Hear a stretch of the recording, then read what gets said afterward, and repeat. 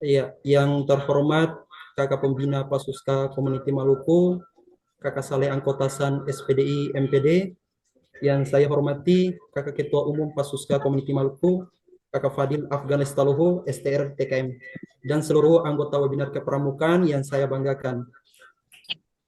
Saya mengajak kita semua untuk mengucapkan puji syukur atas kehadirat Allah Subhanahu wa taala karena atas limpahan rahmat beliau, rahmat Allah sehingga kita masih diberikan kesehatan sampai saat ini tanpa kendala suatu apapun. Salawat serta salam kita aturkan kepada Nabi besar Nabi Allah Nabi Muhammad SAW karena atas perjuangan beliaulah sehingga kita masih merasakan nikmatnya ilmu pengetahuan. Sebelumnya perkenalkan nama saya Rizky Rehalat, bisa dipanggil Kak Iki. Saya sebagai moderator yang akan memoderasikan kegiatan webinar kepramukaan pada sore hari ini. Webinar kepramukaan ini bertajuk pada tema tantangan dan solusi dalam implementasi pendidikan kepramukaan di era kontemporer. Hanya pada tema ini nanti akan dibahas seru oleh narasumber terbaik kita.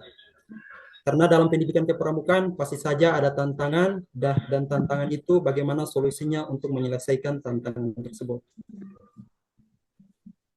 Saya mengajak kita semua untuk membuka agenda webinar kepramukaan pada sore hari ini dengan membaca basmalah.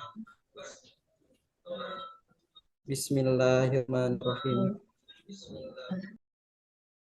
Masalah Tuhan yang Maha Esa atas segala rahmat dan karunia-Nya. Pramukaan penting bagi kemajuan dunia pendidikan kita, yaitu tantangan dan solusi dalam implementasi pendidikan kepramukaan di era kontemporer.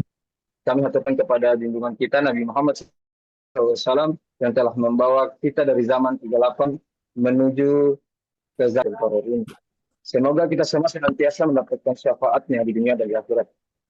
Saya sebagai ketua merasa sangat bersyukur dan terhormat dapat menyambut kakak-kakak semua dalam acara yang kami harapkan dapat memberikan wawasan, inspirasi, serta solusi yang nyata terkait kepramukaan, khususnya dalam konteks zaman yang terus berkembang ini.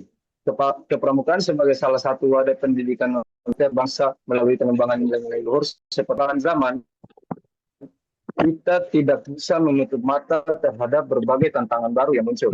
Teknologi yang semakin maju, perubahan sosial, dan dinamika generasi muda yang terus memberikan tantangan tersendiri bagi implementasi pendidikan kepramukaan. Oleh karena itu, sangat penting bagi kita untuk terus berinovasi dan mencari solusi yang tepat memberikan dampak positif bagi peserta didik dan pembina di era kontemporer ini. Pendidikan kepramukaan juga telah lama dikenal sebagai salah satu wadah efektif dalam pembentukan karakter, pembentukan keterampilan sosial, dan kepemimpinan bagi generasi muda. Namun, di era kontemporer yang ditandai dengan kemajuan teknologi dan perubahan yang cepat, tantangan yang dihadapi dalam implementasi pendidikan kepramukaan semakin kompleks. Webinar di masa kini, mulai dari kesenjangan dalam akses teknologi, perubahan pola pikir generasi muda, hingga adaptasi terhadap dinamika sosial dan budaya. Selain itu, acara ini juga akan menawarkan solusi-solusi inovatif pengelolaan pendidikan kepramukaan tetap relevan dan efektif dalam membentuk generasi muda yang memiliki karakter unggul. Kegiatan ini sangat penting karena selain memberikan wawasan baru, juga menjadi ajang untuk berbagi pengalaman sekaligus menciptakan solusi bersama serta menambah relasi. Kami berharap yang bermanfaat serta merumuskan langkah-langkah strategis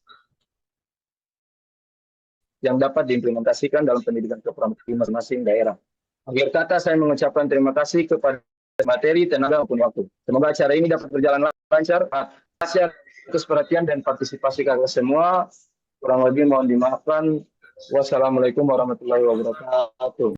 Selanjutnya kita masuk pada penyampaian materi. Apakah beliau tergabung pada Zoom ini? Halo kakak narasumber. Oke, Nadine. Halo kak. Halo. Ya, baik. Terima kasih, Kak. Ya, sebelumnya saya ingin memperkenalkan beliau dulu. Izin saya untuk memperkenalkan narasumber kita yang sangat luar biasa.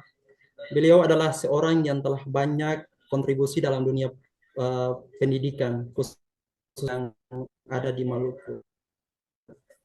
Nama lengkap beliau adalah Kakak Saleh Angkotasan, seorang guru di SD Negeri 5 Wirinama yang terletak di salah satu Kabupaten Maluku, tepatnya di Seram bagian timur. Beliau adalah seorang pendidik yang penuh dedikasi dan telah lama mengabdi dirinya untuk memajukan pendidikan di daerah tersebut. Beliau menyelesaikan pendidikan sarjana pendidikan agama Islam S1 di IAIN Ambon pada tahun 2015. Setelah itu, beliau melanjutkan pendidikannya dan meraih Magister Manajemen Pendidikan S2 di Universitas Patimura Ambon pada tahun 2023. Tidak hanya berfokus pada pendidikan formal, beliau juga terus mengembangkan kemampuan di bidang pendidikan kepramukaan dengan mengikuti berbagai kursus dan pelatihan. Wah, selain itu, beliau juga aktif dalam dunia kepramukaan. Pada tahun 2015, beliau menempuh kursus mahir dasar di Pusdiklat Kakehang, Kuarda, Maluku. Kemudian beliau melanjutkan ke kursus mahir lanjut pada tahun 2015. Pada tahun 2020 di Pusdiklatda Argasonia, Kuarda, Jawa Timur, beliau melatih dan semakin memperkuatkan kompetensi beliau dalam dunia pendidikan atau melanjutkan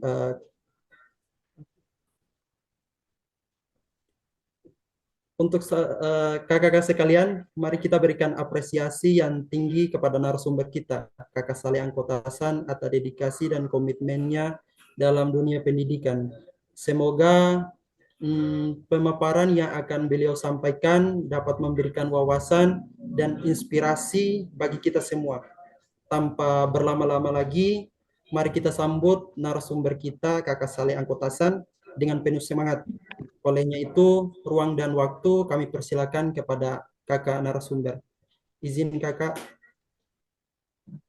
Oke, terima kasih Kak Ibu. Suara saya terdengar nggak sih? Dengar, Siap, Kak. terdengar kak. Dengar. Jelas Kakak, siap. Assalamualaikum warahmatullahi wabarakatuh. Waalaikumsalam warahmatullahi wabarakatuh. Wilayah Indonesia Barat dan sore untuk wilayah Indonesia Timur. Tantangan dan solusi implementasi pendidikan kepramukaan di era kontemporer. Kita mengangkat tema ini berangkat dari isu-isu yang kami bangun dalam ruang kajian melalui komunitas. Tidak perlu saya perkenalkan diri saya, memang sudah diperkenalkan oleh moderator tadi. Mengawali webinar ini, saya ingin mengajak kakak-kakak untuk mengamati gambar ini. Pendidikan kepramukaan kontemporer itu apa saja sih? Mungkin ada yang bisa open mic, mungkin bisa memberikan pandangan, dipersilahkan.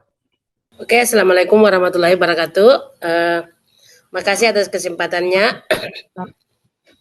Perkenalkan, nama saya Aminah Latar, perwakilan dari Kuarcap SBT, biasa dipanggil dengan sebutan Kakak Mina. Di sini kita mengamati dari 3 gambar yang ada. Ini gambar yang pertama, dia menjelaskan tentang bagaimana adik-adik itu dia sifatnya menghormati antara sesama teman.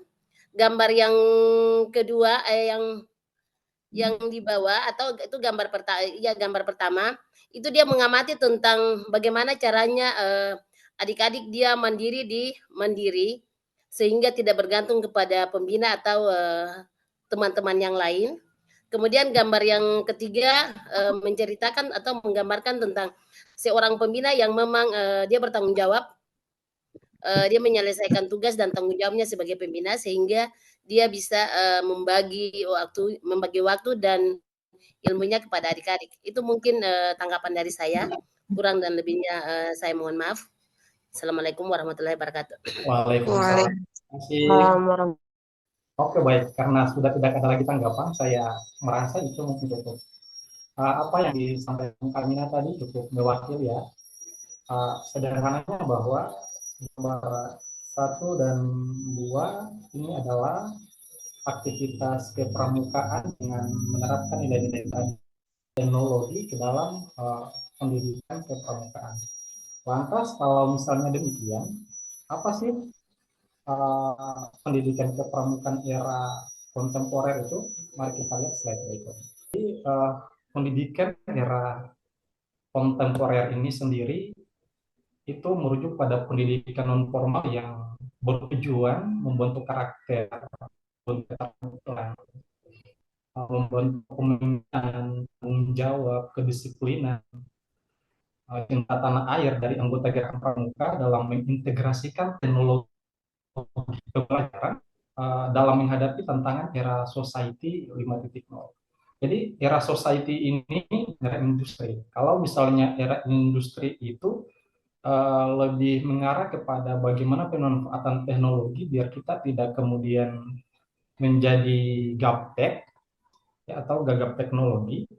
Nah, kalau di era society ini itu tentang bagaimana kakak-kakak di pramuka itu harus mengintegrasikan. Jadi society ini era masyarakat mulai mengintegrasikan teknologi itu ke dalam bidang pertanian, ke dalam bidang pendidikan, ke dalam bidang kehutanan, ke dalam bidang kelautan, ke dalam bidang ekonomi. Jadi teknologi-teknologi itu kemudian diintegrasikan untuk mempermudah kebutuhan dan kehidupan masyarakat seperti itu. Itu society 5.0. Selain itu, kita perlu kemudian melengkapi keterampilan-keterampilan society itu, mengintegrasikan teknologi itu dilengkapi dengan keterampilan sesosif. Nah, ini dalam pramuka dikenal dengan sesosif atau spiritual, emosional, sosial, intelektual, dan fisik. Kalau keterampilan spiritual ini sendiri itu kakak-kakak sudah tahu pasti ya, bahwa ini lebih berkaitan dengan agama. Bagaimana seseorang itu kemudian menjalankan keyakinan yang dianut dan nilai-nilai agama yang dipegang. Nah, ini termasuk dalam keterampilan spiritual. Memang sejatinya bahwa yang namanya hidup itu kita pasti butuh Tuhan apapun itu. Ya. Yang berikut adalah keterampilan emosional. Nah, keterampilan emosional ini lebih condong pada bagaimana kita menata hati kita, bagaimana kita menata emosi kita. Harus dipikirkan, atau sebelum kita berucap itu sudah ucapan yang kita keluarkan atau tindakan yang kita lakukan itu kemudian merugikan orang lain. Ibaratnya seperti tapi meninggalkan bekas. Yang kita khawatirkan jangan sampai meninggalkan bekas. Olehnya itu keterampilan emosional dalam pendidikan kepramukaan era kontemporer ini menjadi salah satu faktor juga yang sangat menentukan. Selain itu juga ada keterampilan sosial. Nah, keterampilan sosial ini lebih merujuk pada bagaimana kemudian anggota gerakan pramuka itu mampu berinteraksi dengan orang lain, dengan pengurusnya, dengan pembinanya, atau dengan pembina dengan pelatihnya, ataupun dengan gugus depan lain. Nah, ini juga penting karena keterampilan sosial itu sejatinya bahwa manusia itu makhluk sosial yang kemudian hidup saling berdampingan, membutuhkan satu dengan yang lain. Selain itu juga ada keterampilan intelektual. Nah, keterampilan intelektual ini lebih berfokus pada bagaimana mengolah otak. Jadi kalau istilahnya orang kalau nggak belajar itu nggak dapat. Tapi kalau misalnya belajar itu dapat. Nah, itu keterampilan intelektual. Jadi orang kalau kurang pintar itu bisa belajar. Tapi kalau kurang berbudi pekerti luhur itu sulit untuk dibentuk. Makanya keterampilan intelektual juga ini menjadi salah satu aspek keterampilan yang perlu ditumbuh kembangkan di era kontemporer. Dan aspek keterampilan intelektual ini juga itu bagian daripada bagaimana seseorang mampu menumbuh kembangkan pengetahuannya, entah itu tentang pengetahuan kepramukaan atau pengetahuan umum dan sebagainya itu. Yang berikut adalah keterampilan fisik. Nah, ini lebih berkaitan dengan kesehatan. Sebenarnya kita boleh saja sih sebenarnya kalau kita ikut kegiatan fisik kita itu tidak sehat atau misalnya terganggu, memang boleh. Cuman hasil yang akan dicapai itu tidak maksimal. Gitu. Makanya keterampilan fisik juga perlu diperhatikan. Ini nanti ada pada materi manajemen resiko, bagaimana kita meminimalisir keterampilan fisik, kita memanage mulai dari menginput, memproses, kemudian outputnya harus seperti apa. Nah, selain keterampilan sosial, itu juga ada keterampilan tambahan. Nah, keterampilan tambahan ini terbagi menjadi 3. Yang pertama, keterampilan komunikasi. Komunikasi ini salah satu keterampilan juga yang sangat berperan penting dalam era kontemporer, tentang bagaimana seseorang bisa membangun jejaring.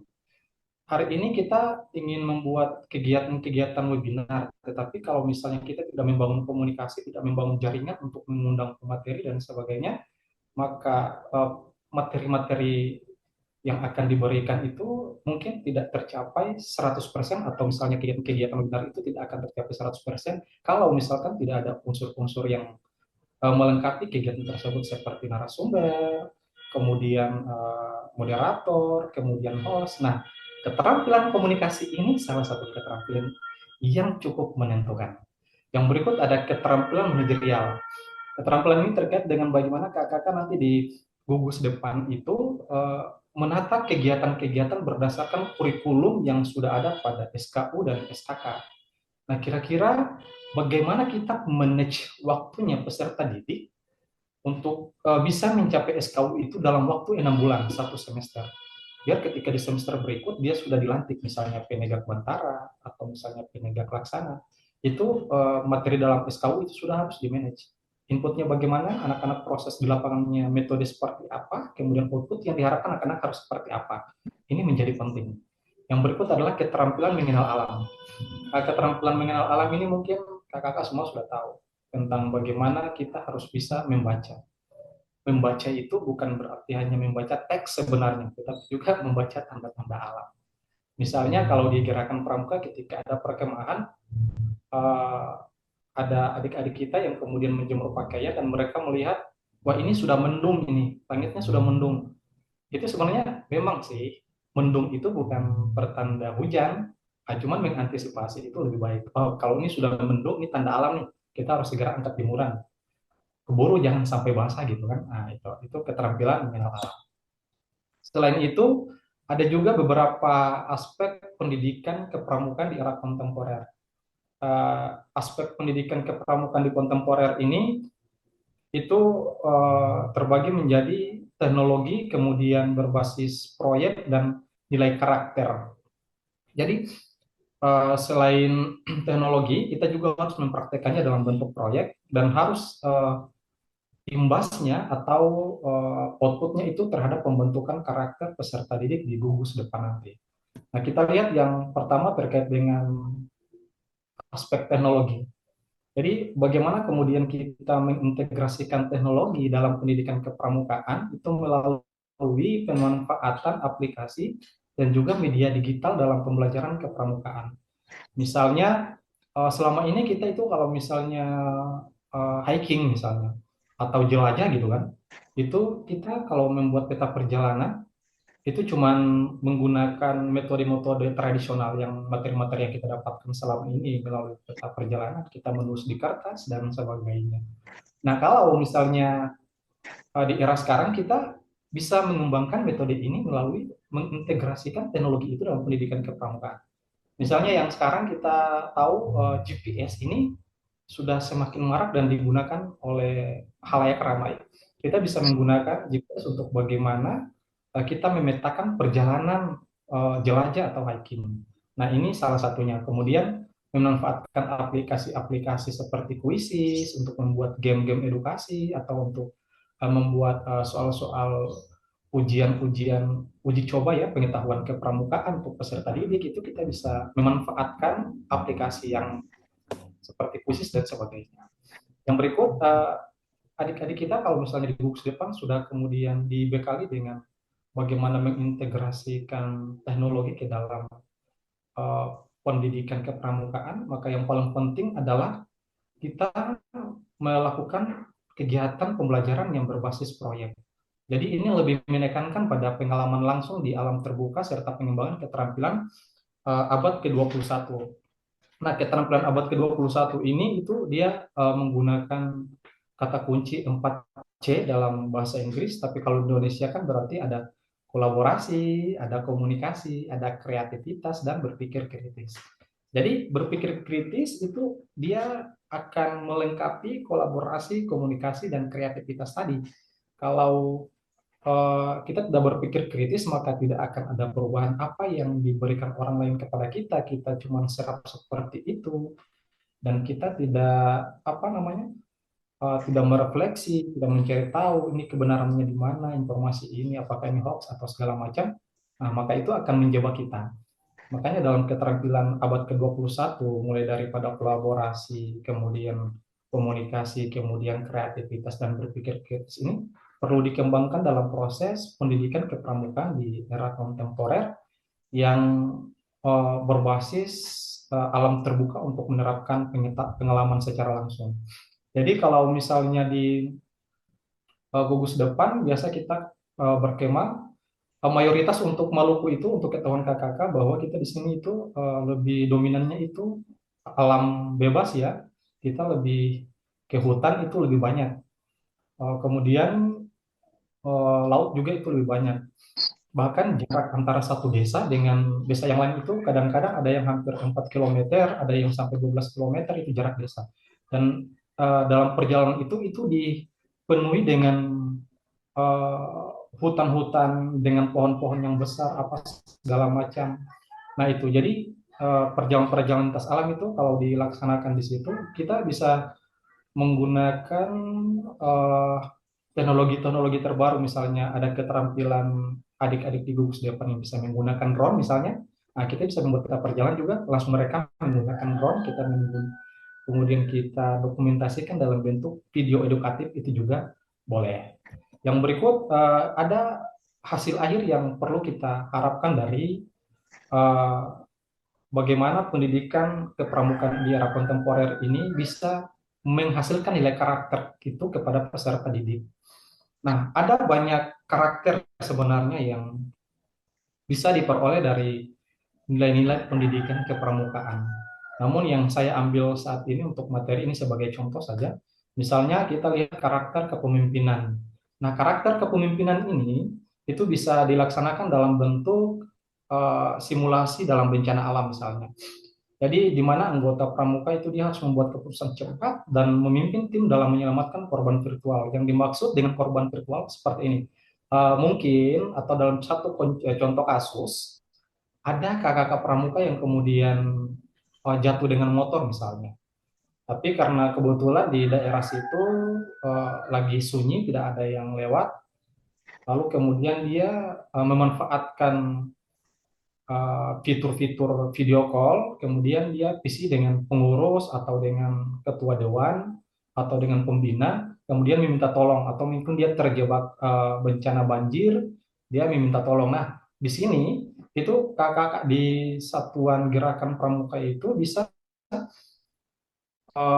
melatih kepemimpinan tim di sini dengan bagaimana menyelamatkan korban ini, memberikan arahan itu melalui virtual biar dia bisa diselamatkan. Jadi kita tidak perlu harus turun langsung ke sana gitu. Kita bisa langsung hanya melalui video call. Itu melatih kepemimpinan. Selain itu ada kemandirian. Nah, kemandirian ini yang sekarang lagi booming ini adalah digital orienteering. Itu materi yang dimana memanfaatkan GPS dan aplikasi peta digital untuk menemukan lokasi tertentu dengan memecahkan petunjuk yang telah disediakan. Nah, biasanya kalau dalam gerakan pramuka pendidikannya kalau tanda jejak, nah ini afiliasi dengan HP-HP Android dan HP-HP yang lain bisa dimanfaatkan peserta didik nanti karakter tanggung jawab. Karakter tanggung jawab ini kita bisa integrasikan dengan teknologi di era kontemporer ini, misalnya kita mendaur ulang sampah menggunakan bantuan teknologi, kemudian dipresentasikan hasilnya di media sosial atau bisa juga dalam bentuk pertemuan-pertemuan pramuka lainnya. Nah, salah satu pemanfaatan teknologi itu kemarin saya sempat lihat video viral itu ketika ada petani yang menggunakan AI untuk memberikan perintah itu menyemprot tanamannya. Nah, ini luar biasa dan ini satu pencapaian yang kemudian sudah diterapkan oleh masyarakat society 5.0. Ini sudah kemudian mengintegrasikan teknologi dalam bidang pertanian. Nah, selain karakter tanggung jawab, ada juga karakter gotong royong. Nah, karakter gotong royong ini bisa dibentuk dalam membuat grup daring, misalnya grup WA gugus depan atau grup WA pengurus. Lalu di dalam grup WA itu bisa secara bersama-sama mereka membuat satu kegiatan. Semisal kegiatan yang kita laksanakan sekarang ini adalah kegiatan webinar kepramukaan ini dengan memanfaatkan aplikasi digital ini menggunakan Zoom. Jadi mereka tidak perlu langsung bertemu atau bertatap muka secara langsung untuk membahas atau menyusun bagaimana sih sistematika kegiatan yang harus kita laksanakan. Nah, menggunakan platform aplikasi digital juga, menggunakan grup-grup WhatsApp itu bisa. Nah, dan ini salah satunya yang sedang kita laksanakan sekarang. Yang berikut kita lihat ini tentang tantangan pendidikan kepramukaan di era kontemporer. Nah, tantangannya apa saja kakak-kakak? Yang pertama itu pengaruh negatif dari lingkungan dan informasi sepihak. Nah, kebanyakan anggota gerakan pramuka itu mudah terpengaruh oleh tren dan informasi yang tidak selalu positif. Nah, ini sebenarnya membutuhkan kontrol dan pengawas juga sebenarnya dari pembina, dan kiat-kiat bagaimana mengontrol ini itu dikembalikan kepada masing-masing pembina, karena pembina itu lebih memahami seperti apa karakter peserta didiknya. Yang kedua itu kurangnya kesadaran diri anggota gerakan pramuka dalam pembangunan. Banyak peserta didik yang kurang memiliki kesadaran terhadap pentingnya peran mereka dalam membangun bangsa. Ada yang kemarin kita temukan contoh kasus. Contoh kasus ini adalah berupa laporan peserta KMD. Waktu saya memberikan materi, selesai berikan materi KMD, itu pesertanya datang ke saya kemudian berdiskusi tentang anggota pramukanya itu aktif, tapi di gugus depan itu sebenarnya luar biasa. Tapi di rumah menurut laporan orang tuanya kepada pembina itu berleha-leha saja. Mau buat apa-apa itu tergantung orang tuanya, semuanya bergantung kepada orang tuanya. Bahkan mau berpikir untuk melakukan hal-hal yang mandiri, misalnya mencuci pakaiannya. Ini tingkatan penegak. Itu harus meminta tolong di orang tua dan dia tidak bisa melakukan sendiri. Tapi menurut pantauan pengawasan pembina putrinya itu dan diperkuat juga oleh keterangan dari pembina putranya bahwa di gugus depan orangnya itu malah luar biasa. Itu bahkan dijadikan contoh sebagai teladan bagi kakak-kakak yang lain. Nah, ini disebabkan karena kurang kesadaran diri bagaimana kita berkontribusi untuk membangun bangsa. Yang berikut kurangnya peserta didik. Nah, ini mungkin menjadi salah satu alasan di semua gugus depan bahwa mengapa para peserta didik itu kurang berminat untuk masuk dalam dunia gerakan pramuka. Nanti kita bahas ini di slide berikut terkait dengan asesmen awal terkait dengan tantangan pendidikan kepramukaan era kontemporer, itu ada di slide terakhir, nanti kita bahas. Nah, tantangan yang berikut yaitu persaingan dengan kegiatan ekstrakurikuler lain. Banyak pilihan kegiatan ekstrakurikuler di sekolah itu membuat anggota gerakan pramuka itu harus lebih inovatif agar pramuka itu tetap diminati, begitu. Kadang di sekolah kita kegiatannya cuma monoton itu aja dari tahun ke tahun itu saja. Kita harus lebih kreatif dan lebih inovatif bagaimana menciptakan metode pembelajaran yang berbasis teknologi biar lebih menarik minat peserta didik. Yang kelima itu tentang batasan sumber daya. Ini lebih berkaitan dengan fasilitas, dengan pembina yang kompeten, serta dukungan sekolah yang kurang optimal. Kadang di sekolah itu fasilitasnya oke, dukungan sekolah itu optimal, tapi pembina yang kompeten tidak ada. Dalam artian tidak ada yang mahir dasar, tidak ada yang mahir lanjutan. Kadang juga dia terbalik, ada pembina yang mahir dasar dan pembina mahir lanjutan, tapi fasilitasnya tidak mendukung, kemudian sekolahnya juga dukungannya kurang optimal. Nah, ini yang kita maksud dengan keterbatasan sumber daya. Sehingga kakak-kakak pembina itu harus lebih kreatif, atau pengurus dewan ambalan juga harus lebih kreatif untuk bagaimana menyediakan sumber daya yang terbatas itu. Kalau misalnya pembinanya belum punya kompetensi mahir dasar atau lanjutan, ya pengurus Dewan Ambalan atau pembinanya bisa berkomunikasi, membangun jejaring dengan pembina-pembina di sekolah lain, mengundang mereka untuk melibatkan mereka dalam kegiatan-kegiatan kepramukaan. Kalau misalnya dukungan sekolah itu kurang optimal atau fasilitasnya kurang mendukung, kakak bisa dengan melakukan kegiatan pencarian dana, kemudian menyediakan fasilitas-fasilitas yang dianggap itu belum memadai. Yang berikut juga perubahan pola pikir anggota gerakan pramuka. Nah, ini yang paling penting. Perubahan cara berpikir dan gaya belajar peserta didik yang lebih interaktif dan digital oriented. Jadi, zaman sekarang itu hampir semua peserta didik itu lebih ke istilahnya konten kreator gitu. Salah satu contoh kecil, kalau kita melihat story-story WA peserta didik itu mereka pandai membuat video-video story, foto-foto story itu diramu seinovatif mungkin dan kemudian dibuat dalam bentuk status WhatsApp, ada status Instagram dan sebagainya. Nah, ini mereka cara berpikirnya itu lebih ke bagaimana bersentuhan dengan teknologi. Nah, kalau misalnya di sekolah kita masih dengan pembelajaran tradisional yang tidak memanfaatkan teknologi untuk pembelajaran dalam pendidikan kepramukaan, maka anak-anak seperti ini akan kurang tertarik karena pola pikirnya itu sudah society 5.0, bagaimana mengintegrasikan teknologi ke dalam pendidikan itu.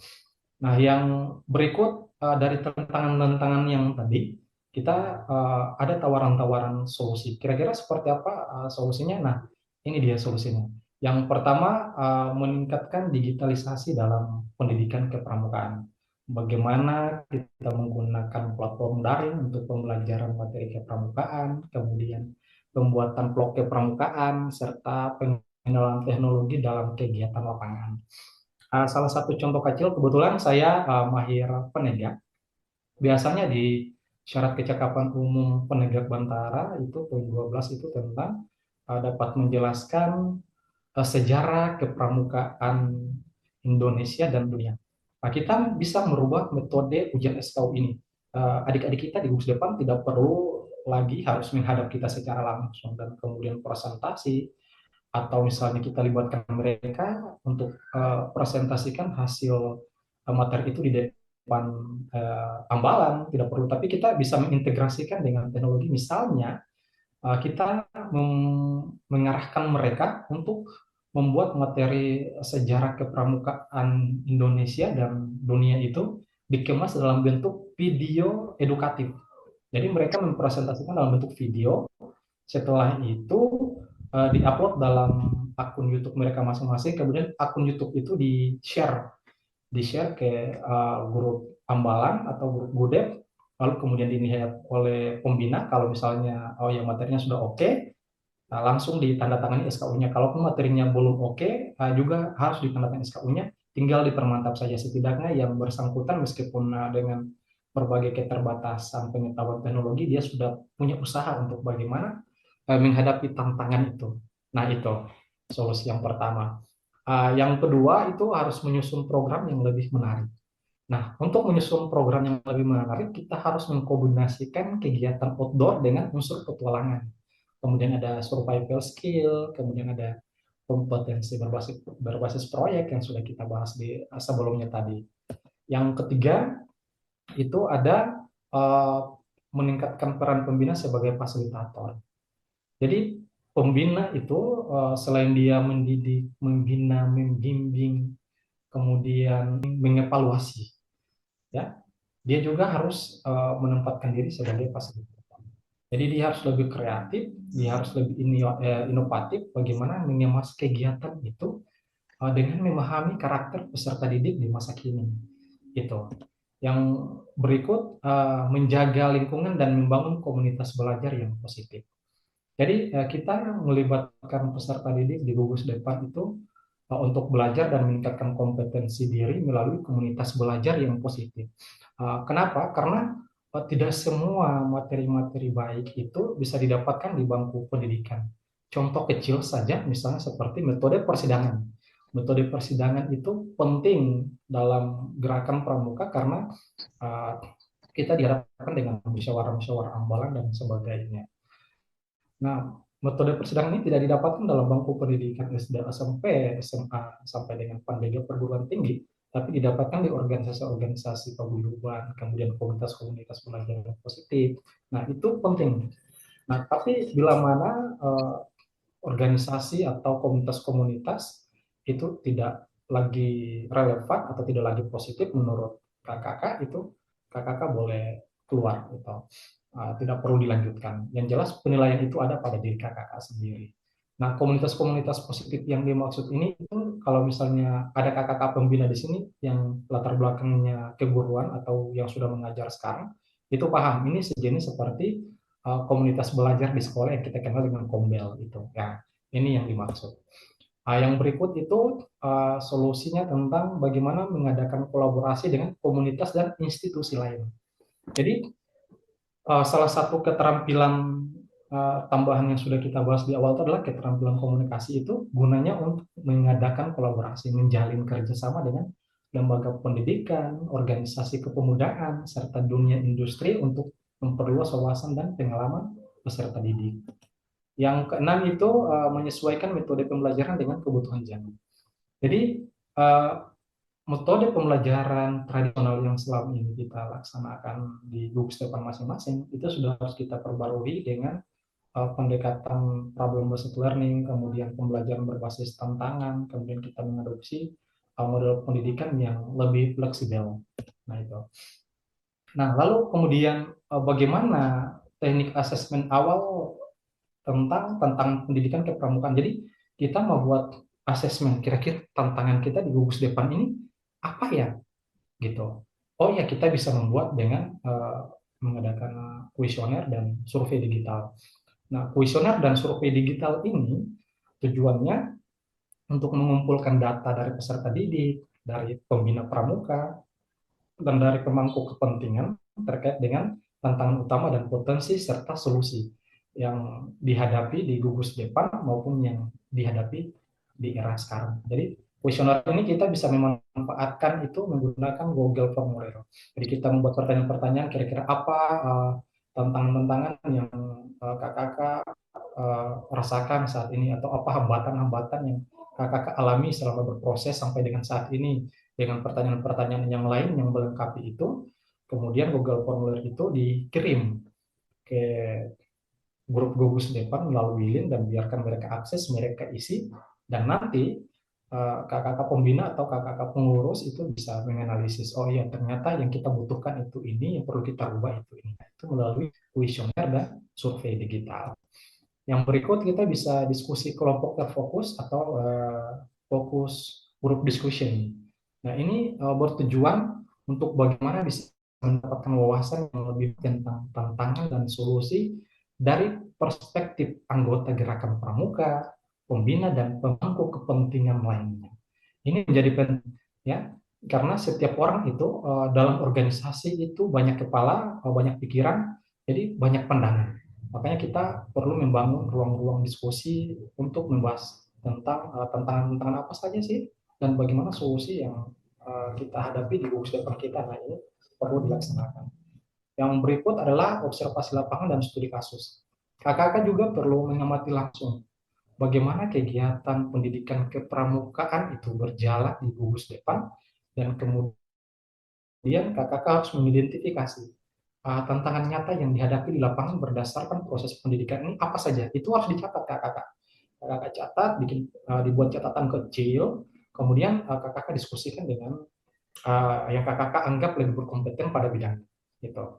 Untuk bagaimana harapannya bahwa dari hasil diskusi itu bisa memperoleh solusi bersama. Yang berikut adalah melakukan wawancara dengan pakar atau dengan purna-purna, entah itu purna penggalang, purna penegak, purna pandega. Itu tujuannya apa? Untuk mendapatkan wawasan dari individu yang memiliki pengalaman dan wawasan dalam pendidikan. Mungkin ini materi singkat terkait dengan tentang tantangan dan solusi implementasi pendidikan kepramukaan di era kontemporer. Selebihnya nanti kita kembangkan di soal keliling. Olehnya itu saya kembalikan kepada moderator, kepada Kak Iki, saya kembalikan. Baik, terima kasih Kak atas ilmu dan pengetahuannya terkait dengan materi webinar kita pada sore hari ini. Saya ucapkan terima kasih banyak Kak. Iya, kita masuk pada sesi tanya jawab. Tapi sebelum itu saya persilahkan kakak-kakak untuk bertanya. Mungkin sebelum bertanya memperkenalkan diri, terus memperkenalkan dari asalnya dari mana. Saya Kak.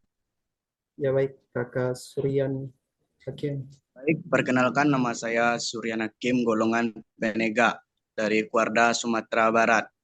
Saya ingin bertanya kepada kakak, menurut kakak, apa tantangan terbesar dalam menerapkan nilai pramuka di era digital? Kedua, mencakup apa saja strategi implementasi kegiatan kepramukaan? Yang ketiga, bagaimana peranan kegiatan kepramukaan dalam mengembangkan pendidikan karakter di sekolah dasar? Ya baik, terima kasih kakak Suryan Hakim. Ini ada pertanyaan dari kakak Suryan Hakim dari Sumatera Barat. Ya, dengan pertanyaan, ada 3 pertanyaan. Ya, jadi yang pertanyaan pertama, apa tantangan berat dalam menerapkan pendidikan kepramukaan? Yang kedua, mencakup apa saja implementasi kepramukaan? Yang ketiga, bagaimana peran kepramukaan untuk mengembangkan karakter anggota pramuka di sekolah dasar? Seperti itu. Penegak dari Sumatera Barat. Sebenarnya tantangan terbesar dalam menerapkan nilai pramuka di era digital itu ya pola pikir. Perubahan pola perilaku generasi digital itu dia lebih orientasinya itu anak-anak itu lebih tertarik dengan dunia digital seperti game, media sosial dibandingkan dengan kegiatan alam terbuka. Dan ini sama untuk pengurus-pengurus Dewan Ambalan di Penegak, kemudian pembina putra, pembina putri, pembantu pembina putra, pembantu pembina putri. Bagaimana itu harus mengintegrasikan teknologi seperti game, media sosial itu ke dalam proses pembelajaran. Sehingga perubahan pola perilaku itu anak-anak kemudian berpikir, oh iya ternyata apa yang saya inginkan itu saya dapatkan. Pola pikir dan pola perilaku semacam ini itu seringkali menyebabkan mereka untuk apa sih masuk pramuka? Pramuka kan ya paling tinggi baris berbaris, paling tinggi ya cuman apa jelajah-jelajah dan sebagainya. Nah ini pembelajaran tradisional seperti itu tantangan yang paling terbesar sebenarnya. Mengapa saya bilang bahwa tantangan terbesar itu adalah perubahan pola pikir dan perilaku? Karena pikiran ini itu membentuk karakter kita. Kemudian karakter kita itu membentuk kepribadian itu akan menjadi berpikir ngapain ikut pramuka, main game atau main media sosial lebih baik ketimbang kegiatan jalan terbuka. Nah ini menjadi tantangan terbesar. Itu untuk merubah pola pikir dan pola perilaku seperti ini, maka kakak-kakak di pengurus ambalan, kemudian kakak-kakak pembina, pembantu pembina, itu harus mendesain kegiatan itu semenarik mungkin yang mengintegrasikan teknologi, terutama platform-platform digital seperti game, media sosial dan sebagainya. Kemudian strategi implementasi kegiatan kepramukaan, ya sebenarnya ada banyak strategi. Kalau di saya, kalau kebetulan saya mengampu mata kuliah itu juga, pekerjaan saya karena selain jadi guru, saya juga alhamdulillah sebagai dosen.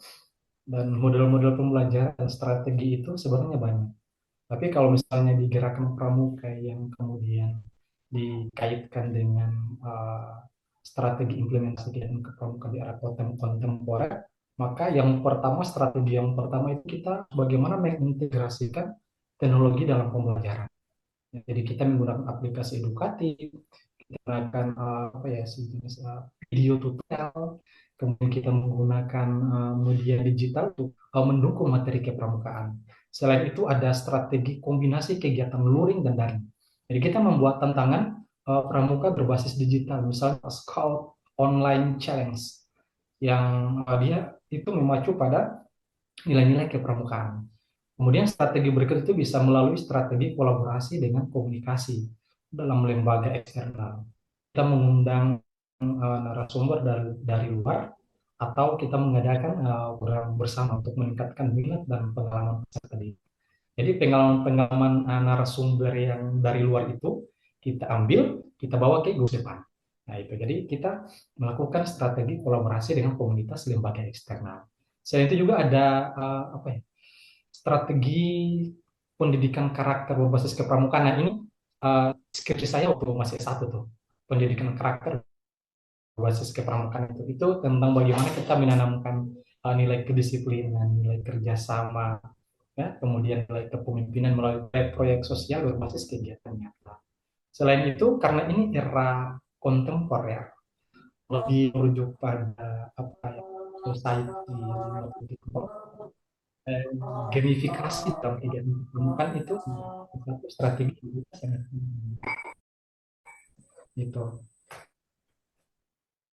itu saya kalau misalnya di Gudep itu sangat senang sekali tuh kalau misalnya mengintegrasikan gamifikasi itu dalam metode-metode permainan. Kemudian selain strategi itu juga ini untuk pembina, strategi untuk pembina itu salah satunya itu penguatan peran pembina.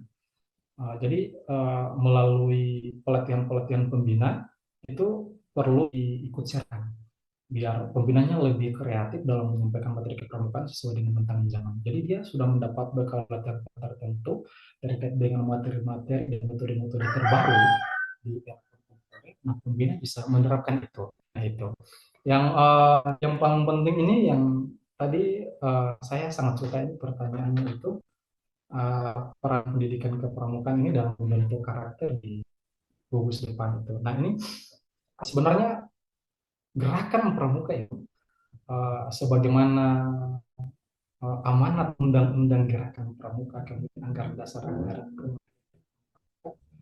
tujuan utamanya itu ya tadi membentuk karakter. Kalau misalnya di Islam itu ya kita kenal laqad kana lakum fi Rasulillah uswatun hasanah. Artinya bahwa Rasulullah itu suri teladan. Maksudnya untuk bisa menjalankan karakter ini bisa diterapkan dan sebagainya harus ada yang teladani. Siapa yang diteladani? Ya tadi pembinanya, pengurusnya, dan yang lain. Itu yang paling penting. Lalu bagaimana kita menerapkan di gugus depan? Peranan pendidikan ini dalam pengembangan karakter bisa. Yang pertama bisa melalui kegiatan baris berbaris. Kegiatan baris berbaris bisa dilaksanakan sebagai alat pembentukan karakter. Selain baris berbaris itu juga ada upacara. Upacara juga bisa melalui kegiatan itu sebagai alat pembentukan karakter. Selain upacara ada permainan sebagai alat pendidikan karakter. Ya, ada permainan misalnya membaca berita, ya, bagaimana seseorang dibentuk karakternya untuk cekatan, untuk teliti, melihat kata demi kata, kalimat demi kalimat, bagaimana membaca, menempatkan pendapat, tanda titik. Nah itu membentuk karakter melalui permainan. Kemudian yang paling sering itu adalah berkemah. Ya, berkemah juga bisa dijadikan sebagai alat pendidikan karakter. Bagaimana peserta didik membentuk reka, kemudian dari reka itu untuk pandega. Tapi kalau untuk pendega bagaimana membentuk sangga, kemudian bagaimana karakter kepemimpinan itu dibentuk di situ. Karakter kerjasama itu dibentuk di situ. Nah, itu berkemah sebagai alat pendidikan karakter. Selain itu ada perjalanan lintas alam. Nah, perjalanan lintas alam ini juga membentuk karakter kekompakan, kolaborasi, bagaimana mampu membangun komunikasi yang baik. Nah, itu juga SKU dan SKK. Nah, syarat kecakapan umum dan syarat kecakapan khusus itu juga bisa dijadikan sebagai alat pembentukan karakter. Yang menjadi masalah gugus depan yang pernah menguji peserta didiknya untuk SKU dan SKK, tiba-tiba mereka sudah dilantik Kamu, Rakit, Terap, ya, Bantara, Laksana, Pandega. Nah, ini bermasalah, itu juga membentuk karakter, tapi karakter yang tidak bisa menjadi pemimpin, karakter yang serba instan. Mereka tidak akan pernah memiliki pengalaman bagaimana menghadapi tantangan untuk menyelesaikan SKU ini, bagaimana menghadapi tantangan menyelesaikan SKK ini. Jadi ketika anak-anak atau peserta didik kemudian ujian, dia merasa, oh saya belum mampu di sini. Lalu pembina bilang, deh pulang dulu, dimatangkan lagi ya kompetensinya terkait dengan poin sekian di SKU, besok datang lagi. Dia besok datang lagi, itu karakternya terbentuk. Ya. Tidak putus asa, pantera itu terbentuk. Jadi sebenarnya ada banyak ya. Ya, tapi ya Kak Adit menjawab yang itu dulu lah, seperti itu. Oke, saya kembalikan kepada Kak Operator. Terima kasih Kak Iki. Baik Kak, terima kasih atas jawaban yang sangat luar biasa. Mungkin itu jawaban-jawaban dari kakak narasumber kita, mungkin sebagai hasil jawaban dari pertanyaan kakak Suryan Hakim. Terima kasih Kak atas pertanyaan yang sangat luar biasa, dan terima kasih banyak atas jawaban yang sangat luar biasa dari narasumber. Izin Kiki. Dipersilakan Kak. Ya Kakak baik. Yamin. Assalamualaikum warahmatullahi wabarakatuh. Waalaikumsalam. Salam bro. Waalaikumsalam warahmatullahi wabarakatuh. Salam pramuka. Ya. Izin kakak narasumber Kak Adit. Ya. Mungkin tadi materi yang kakak sudah sampaikan, mungkin dia sedikit rebel dengan jaringan. Ini terkait dengan materi yang kakak sampaikan. Pembina, kemudian karakteristik. Nah di sini kita mau sedikit menyampaikan dan mau bertanya kepada kakak narasumber bahwa tadi kakak sampaikan pembina, bagaimana tanggapan kakak terkait dengan pembina yang sudah diangkat sebagai pembina, tetapi ketika pada saat kegiatan baru pembina hadir. Nah di sini peran penting dalam organisasi adalah pembina. Kemudian apa tanggapan dari kakak terkait dengan kelalaian pembina? Nah di sini kesehariannya tidak pernah hadir dan pada saat kegiatan baru pembina hadir. Kemudian yang berikut, saya mau menjelaskan terkait dengan mungkin yang sudah bergabung di sini dari Warcap Kota Tual. Di sini kita mau sampaikan bahwa kita melihat kembali ke Warcap Kota Tual, ada beberapa sekolah yang ada di Kota Tual itu tidak aktif dalam kepramukaan, kemudian ada yang belum juga membuka gugus depan. Apa tanggapan dan apa solusi dari, saya minta penjelasan dari Kak Adit selaku narasumber, apa solusi dan apa yang ditanggapi oleh Kak Adit terkait dengan kelalaian-kelalaian yang ada di sekolah-sekolah yang ada di Kota Tual dan Maluku Tenggara. Kemudian yang berikut terkait dengan pengembangan karakter kepramukaan. Nah di sini kita di dalam kepramukaan itu yang paling penting adalah membangun karakteristik kedisiplinan, kemudian saling menghormati. Nah ini sebagai pertanyaan, ada yang selama ini sudah berproses yang tadi Kak narasumber sampaikan bahwa pramuka itu mengajarkan kedisiplinan, keterampilan, dan lain sebagainya. Tetapi ada banyak yang masih lalai dalam berpramuka. Apa tanggapan dari kakak? Terima kasih. Saya kembali ke Assalamualaikum warahmatullahi wabarakatuh. Ya, jadi Warga. ini ada pertanyaan studi kasus bahwa di Kota Tual itu ada gugus depan yang tidak aktif, dan ketika gugus depan itu aktif diberikan tanggung jawab kepada pembina, tetapi pembinanya tidak menjalankan tanggung jawab tersebut. Nah, bagaimana pandangan dari kakak narasumber? Terus pertanyaan yang kedua itu ada bahwa pramuka ini mengajarkan tentang kedisiplinan, membentuk karakter seseorang anggota pramuka, tetapi mereka lalai dalam hal tersebut. Bagaimana pandangan kakak narasumber? Dipersilakan, Kak.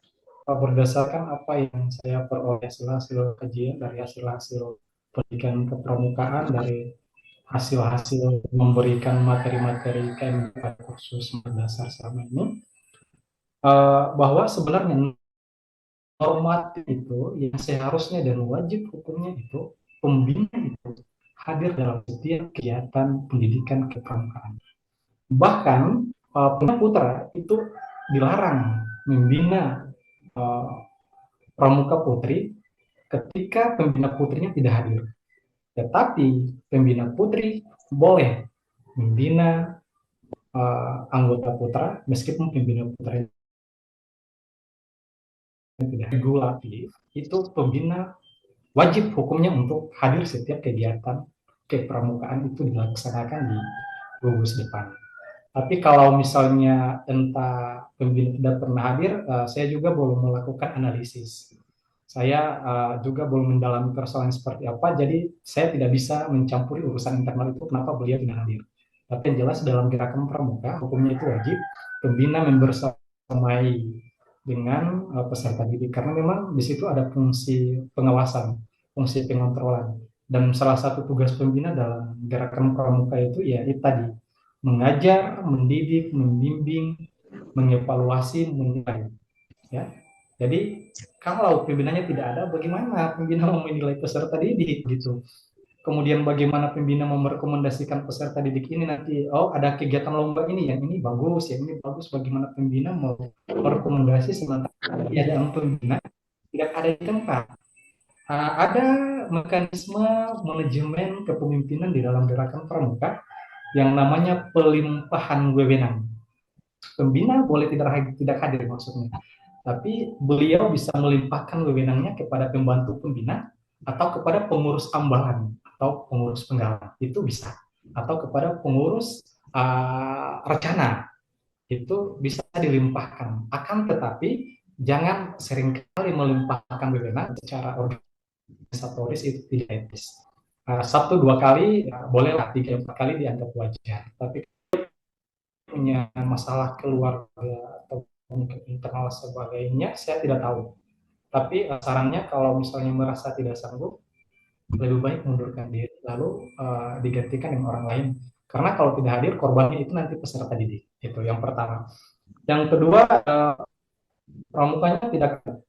Tapi solusinya itu bagaimana? Nah, ini saya gugus depan dengan Dewan Kerja. Kalau gugus depan ini wilayahnya Punah dan Mabigus di sekolah. Kalau Dewan Kerja itu wakil entah itu DKR, DKC, DKD, DKN itu wilayahnya Kuaran, Kuarcap. Di sekolah itu tidak aktif kepramukannya itu karena tidak ada sumber daya. Saya dulu, pengalaman saya dulu, waktu pertama ngajar ada pramukanya, tapi mereka itu melaksanakan kegiatan pramuka itu ketika ada momennya. Misalnya ada hari pramuka, mereka kemah. Hari badan pawel, mereka kemah. Kemudian hari Sumpah Pemuda, mereka bikin perkemahan Sumpah Pemuda. Tapi kegiatan-kegiatan rutinitas seperti latihan mingguan untuk mendalami materi-materi kepramukaan itu sendiri, itu tidak dilaksanakan. Itu pramukaan seperti apa, kemudian belum dibekali juga dengan kursus mahir dasar, kursus mahir lanjutan. Jadi mereka seadanya saja. Yang penting kegiatannya terlihat jalan. Nah, lambat laun kegiatannya tidak aktif. Nah, setelah saya ke sana, kemudian saya mulai menata pelan-pelan, dan sampai pada akhirnya tingkatnya saya membuat kursus mahir dasar untuk guru-guru, dan alhamdulillah yang terlibat di situ ada dari buruh, ada dari Maluku Tengah itu mereka pembinanya ikut hadir, bahkan kepala sekolah dan UPTD itu juga ikut hadir dalam kegiatan itu. Dan kita melibatkan pelatihnya itu, waktu itu saya belum belum KPD, saya waktu itu masih KML, persiapan KPD. Jadi kita melibatkan dari Kakehan, Warda Maluku, dan dari Murkele, Pusdiklat Maluku Tengah. Itu kita libatkan. Nah, di situ fokus utamanya bagaimana memberikan penguatan para guru sebagai calon-calon pembina nantinya itu untuk kembali ke gugus depan dan kemudian mengaktifkan gugus-gugus depannya. Nah itu, jadi kalau terkait dengan gugus depannya sendiri, kita sebagai orang luar itu tidak bisa mencampur itu. Aktif tidaknya itu tergantung madilusnya, tergantung pembinanya, tergantung sumber daya dan orang yang kemudian kelola gugus depan itu. Kita sebagai orang luar itu cuma bisa mendukung, memberi support, ya, dan sebagainya. Kita membantu secara pikiran dan sebagainya itu. Tapi itu internal mereka, biarkan mereka yang mengatur itu. Kita boleh melihat apa segala macam, pandangan, pikiran, tapi selebihnya biarkan mereka. Istilahnya Kayamin itu kalau mau naik tangga, itu kalau orang lain paksakan Kayamin naik, mengangkat kaki Kayamin ke satu tangga, itu tidak akan bakal bisa naik. Kayamin akan jatuh karena tidak ada kemauan. Nah itu, jadi harus ada kemauan dari gugus depannya untuk mengaktifkan itu. Yang berikut terkait dengan pengembangan karakter. Sejatinya bahwa pembina itu istilahnya role model. Pembina itu istilahnya contoh, teladan. Jadi kalau pembina tidak memberikan teladan, bagaimana anak-anak mau ikut? Kalau pembinanya tidak memberi teladan, bagaimana anak-anak mau tahu? Jadi ada di dalam Islam mengatakan bahwa madrasatul diniyah itu berawal dari pendidikan keluarga. Awalnya orang tua, kemudian saudara-saudara. Itu madrasatul diniyah. Nah, artinya bahwa madrasatul diniyah dalam orang tua siapa? Ya, pembinanya tadi. Kalau pembinanya tidak mendidik, tidak membimbing, tidak mengarahkan, ya bagaimana pengembangan karakter itu akan terbentuk pada peserta didik, itu loh. Nah itu yang bisa Kak Adit sampaikan. Dikembalikan kepada Kak Adit. Wah, terima kasih Kak atas jawaban yang sangat luar biasa. Jadi itu semoga ditangkap oleh Kakak Yamin, dan terima kasih juga atas pertanyaan yang sangat luar biasa, menjadi pemahaman dan pengetahuan untuk mengembangkan kepada kita semua. Selanjutnya saya persilakan, mungkin ada yang kakak-kakak yang lain mau bertanya. Boleh izin Kakak Muhammad Febriansyah, persilakan. Oh ya, terima kasih kakak. Kak, aku punya pertanyaan. Ya ini udah dari dulu lah, udah dari zaman aku masih SD lah. Ya, kan aku cita-citanya kan mau jadi pembina pramuka. Nah, tapi ketika aku hitung, ketika dari jenjang pendidikan, aku terakhir kan mau di S2. Nah, ketika aku lihat, aku itu bakal batas umurnya itu 22 tahun. Sementara kan kalau pembina pramuka mah ke 25 ke atas kan Kak. Jadi aku punya pertanyaan. Jadi kalau gitu apa? Kalau umur segitu, kalau udah kuliah, udah KMD lah atau KML, itu boleh bisa ngejar. Terima kasih. Cuma segitu aja. Oke, Kak Febri. Ini pertanyaan Muhammad Indonesia. sekali ya. Kita lihat dulu ya. Di dalam Undang-Undang Gerakan Pramuka, pasal 13, itu menyatakan bahwa anggota muda itu berusia 7 sampai 25 tahun. Anggota muda yang dimaksud itu adalah pramuka siaga, pramuka pegalang, pramuka penegak, dan pramuka pandega atau wacana itu sendiri. Kemudian di pasal 14 itu dijelaskan bahwa anggota dewasa itu terdiri dari pembina, kemudian pelatih, kemudian pamong, dan instruktur. Dan itu di atas 25 tahun, artinya 26 ke atas. Nah, salah satu syarat SKU itu salah satu poinnya untuk Pramuka Racana Pandega itu harus mengikuti KMD poinnya. Kenapa? Karena dia eh, dipersiapkan menjadi pembina setelah dia nanti purna pandega. Jadi dia KMD itu pembantu pembina. Nanti ketika DKFL dia menjadi pembina. Lalu ketika misalnya kakak kalau misalnya sudah punya kompetensi misalnya terserah kakak mau ijazah SD, mau ijazah SMP, ijazah SMA, ya atau mau ijazah S1, S2, S3. Tapi kalau kakak sudah punya ijazah KMD atau KML, dan kemudian yang menjadi persoalannya itu kita di Indonesia ya, pembina ini itu biasanya sekolah-sekolah itu mengambil dari guru mereka sendiri. Meskipun tidak memiliki kompetensi mahir dasar maupun mahir lanjutan sebagai pembina. Ada sebuah kekhawatiran dari seorang Mabigus bahwa kalau misalnya mengambil orang dari luar sebagai pembina, sulit dikontrol. Yang kedua, kalau orang luar yang menjadi pembina dan kemudian mencederai nama lembaga atau alma mater, maka yang bersangkutan tidak terikat dengan lembaga dan itu merugikan lembaga. Makanya kebanyakan sekolah itu mengambil pembinanya dari guru-gurunya sendiri. Tapi ada juga beberapa sekolah, kalau di Ambon itu banyak. Mereka mengambil pembinanya itu yang sudah berlisensi, yang sudah punya ijazah kursus mahir dasar dan ijazah kursus mahir lanjutan. Itu ada beberapa sekolah memang mengambil dari luar. Salah satunya itu ada junior saya juga di Racana Pandega. Itu pernah dia itu masih waktu itu dia proses penyelesaian studi sebenarnya dia sedang menyelesaikan skripsinya, tapi kemudian dipanggil oleh kepala sekolah untuk menjadi membantu pembina utama di gugus depan. Jadi persyaratan menjadi pembina ini itu harus KML. Kalau persyaratan menjadi pembantu pembina itu sekurang-kurangnya harus KMD. Bukan persoalan usianya. Tapi usia itu akan gugur dengan sendirinya. Misalnya dia usianya peserta didik. Usia dia Pandega usia 21 sampai 25, tapi karena sudah menikah maka usia itu akan gugur. Dengan sendirinya gugur dan dia langsung dikatakan sebagai binawasa atau pembina dewasa. Nah, tapi yang lebih tepatnya selain usianya harus 26 ke atas itu dia harus punya lisensi. Apakah nanti kakak kalau punya lisensi, pertanyaan gini, kalau saya punya lisensi apakah saya dijamin menjadi pembina? Oh tidak, belum tentu. Belum tentu. Karena untuk menjadi pembina kita harus punya keterampilan komunikasi. Bagaimana kita membangun jejaring dengan sekolah-sekolah yang belum punya pembina.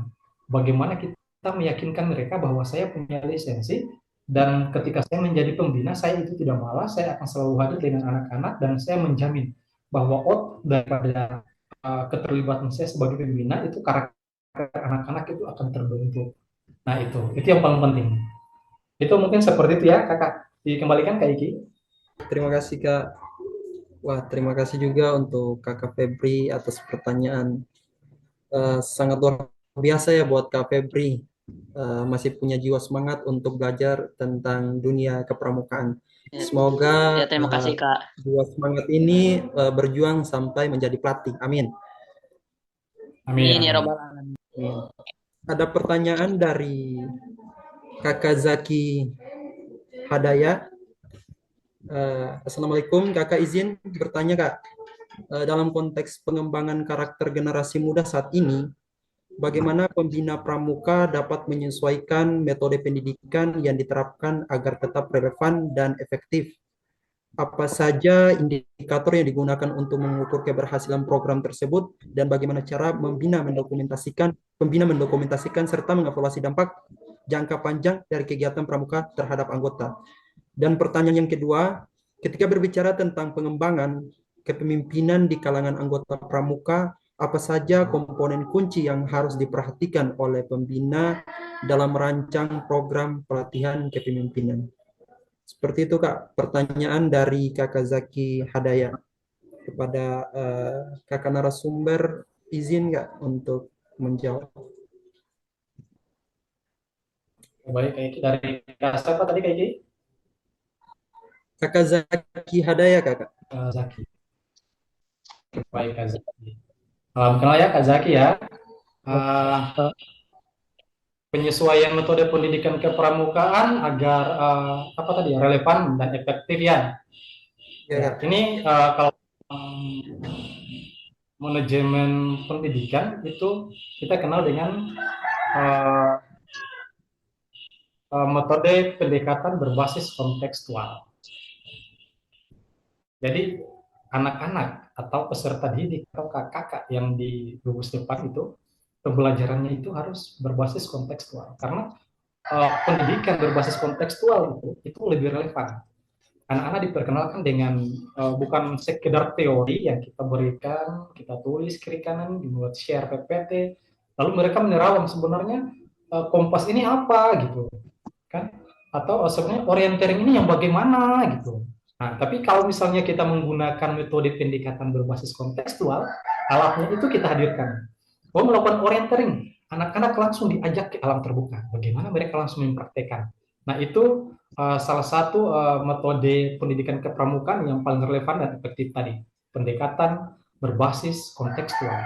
Kalau kita integrasikan dengan teknologi dalam kegiatan kepramukaan, maka kita bisa memanfaatkan aplikasi-aplikasi digital dan media sosial untuk menyampaikan materi-materi dan tantangan-tantangan yang kita hadapi. Misalnya yang tadi saya sudah sampaikan di awal, materi-materi itu dalam bentuk-bentuk video edukatif muat dikirim melalui YouTube, kemudian linknya disalin dibagikan kepada yang lain. Nah, itu metode-metode yang paling relevan dan yang paling berpengaruh juga. Satu metodenya itu adalah metode kolaboratif dan diferensiasi. Nah, metode diferensiasi ini itu paling booming ketika zaman pembelajaran kurikulum merdeka itu memang sekarang masih kurikulum merdeka, hanya rubah pendekatannya saja. Itu diferensiasi itu masih digunakan sampai dengan sekarang. Bahkan di pembelajaran deep learning sekarang juga, bagaimana anak-anak diajarkan untuk mindful learning, meaningful learning, joyful learning, itu juga menggunakan metode pembelajaran yang relevan dan efektif, yaitu metode pembelajaran kolaboratif dan diferensiasi. Bagaimana anak-anak itu harus memahami bahwa oh, materi ini tujuannya kayak gini, bukan sekedar mendengarkan lalu melupakan, tidak gitu. Jadi mereka harus paham. Oh, mereka harus makna daripada pendidikan kepramukaan itu seperti ini. Nah, itu melalui metode yang paling relevan itu adalah pembelajaran kolaboratif dan diferensiasi. Jadi bagaimana kita melihat tugas-tugas yang berbeda yang sesuai dengan potensi dan minat peserta didik. Lalu oh ya, yang ini kita petakan. Kan biasanya kalau misalnya di Penega pengurusnya itu kan ada bidang-bidangnya tuh. Di Pandega juga ada bidang-bidangnya tuh. Nah, kita bisa memberikan tugas-tugas itu sesuai dengan potensi-potensi dari peserta didik yang sudah kita petakan. Nah, itu berbasis kontekstual. Kemudian indikator keberhasilan program kepramukaan. Kita bisa melihat indikatornya itu dari beberapa hal. Yang pertama itu perubahan sikap dan perilaku. Contoh kecil, ya, saya berikan contoh kecil. Peserta didik atau adik-adik kita yang sebelumnya di rumah itu kalau mau makan itu biasanya disiapkan orang tua dulu. Nasinya disediakan, sudah diletakkan di meja. Lauknya disediakan, diletakkan di meja gitu. Nah, tetapi setelah dia mengikuti pramuka, dia sudah enggak seperti itu lagi. Sudah ada sikap dan perilaku bagaimana karakter mandiri itu ada dalam dirinya. Dia pulang ke rumah, tiba-tiba dia sendiri masak nasi, dia masak air, kemudian dia sendiri sajikan makanannya, letakkan lauk pauknya, dia sendiri makan. Nah, ini perubahan sikap dan perilaku, ini indikator keberhasilan program pendidikan kepramukaan. Yang kedua itu, indikator yang kedua keberhasilan program kepramukaan itu adalah peningkatan keterampilan sosial dan kepemimpinan. Bagaimana anak yang introvert, yang diam-diam aja gitu kan, yang nggak selalu bersosial dengan orang lain, tiba-tiba melalui pendidikan kepramukaan dia bisa bekerja sama dengan tim. Kemudian ketika ada konflik dia bisa menyesuaikan secara konstruktif. Nah, ini indikator keberhasilan program kepramukaan. Selain itu, kalau anak-anak yang di rumah itu jarang berpartisipasi dalam kegiatan-kegiatan bakti sosial masyarakat, Misalnya menjelang Ramadan atau menjelang Natal misalnya, itu biasa apa di pemukiman warga itu ada bakti-bakti sosial. Nah, mereka membersihkan got-got, ya, membersihkan tempat-tempat ibadah. Anak-anak semacam ini itu kurang berpartisipasi. Tetapi begitu dia terjun di dalam eh, apa namanya, di dalam gerakan pramuka, tiba-tiba anak ini memiliki partisipasi aktif dalam kegiatan. Dia mengikuti kegiatan pramuka itu tanpa paksaan. Bahkan kadang-kadang ada inisiatif yang dia munculkan. Dia usulkan juga untuk mengembangkan indikator keberhasilan program kepramukaan juga. Yang selain itu juga terkait dengan apa ya, cinta apa ya, dampak terhadap lingkungan sekitar. Jadi kalau misalnya anak-anak itu, mereka kalau misalnya di rumah itu biasa-biasa aja, tidak punya kontribusi terhadap alam apa. Tapi ketika dia bergabung dalam gerakan pramuka dan kemudian dia sudah melalui dinamika dan proses pendidikan kepramukaan, tiba-tiba dia punya kontribusi nyata dalam gerakan pramuka. Bahkan dia punya proyek-proyek kerjasama, proyek sosial dan konservasi lingkungan, itu dia yang menggagas misalnya. Atau dia memberi umpan balik yang positif untuk orang tua, untuk masyarakat, untuk pembina, bahkan untuk pengurus ambalan, pengurus racana. Nah, ini dampak terhadap lingkungan sekitar. Jadi itu indikator keberhasilan program kepramukaan itu sendiri. Lalu dia jangka panjang ini kita portofolio dan jurnal kegiatan. Jadi kita membuat catatan jurnal, kemudian kita buat anggota dari terkait dengan jurnal yang dibuat. Nah, selain itu ada satu metode bagaimana dokumentasi dan evaluasi dampak jangka panjang itu, yaitu metode survei dan wawancara. Ini yang paling efektif. Jadi kita melakukan survei berkala kepada anggota gerakan pramuka untuk mengetahui dampak kegiatan yang mereka ikuti selama ini berpengaruh itu berapa persen terhadap mereka. Ya, kemudian mewawancarai purna-purna menjadi purna. Nah, itu. Selain itu ada dokumentasi dan evaluasi dampak jangka panjang itu melalui analisis keberlanjutan program. Jadi pembina atau pengurus itu harus mengamati apakah purna itu tetap menyerang nilai apa tidak. Nah, ini proses dokumentasi dan itu perlu dicatat dalam bentuk portofolio. Juga bisa melihat, menganalisis keberlanjutan program itu, melihat apakah ada peningkatan jumlah anggota baru yang tertarik bergabung karena program mereka itu. Ini juga menjadi salah satu catatan di mana membuat dokumentasi dan evaluasi dampak jangka panjang. Nah, kemudian ada komponen kunci ini, yang pertama itu kembali ke diri itu sebenarnya. Self awareness itu atau kesadaran diri itu menjadi salah satu komponen dalam komunikasi. Jadi kita harus mengenalkan konsep kepemimpinan berbasis karakter dan nilai kepramukaan itu kepada kita mengadakan sesi refleksi dan apa saja kelebihannya dan bagaimana kelemahan mereka itu dalam bentuk sesi refleksi. Kemudian komponen kunci yang berikutnya adalah pengembangan keterampilan.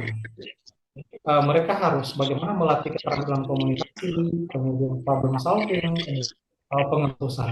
Ini penting.